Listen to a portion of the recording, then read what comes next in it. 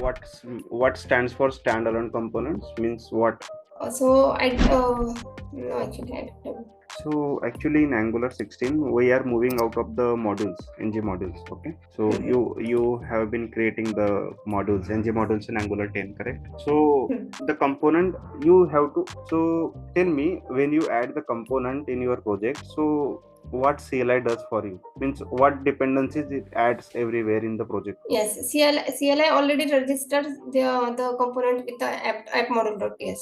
Okay. If we have to use that component in another, so we have to import that just import the component. Okay, so if I don't add there, then what will happen? Yes, it will give error, and we can't use in another module. So yeah, so there is the standalone component comes. Okay, so you don't need to import anywhere, so you have to mention the component.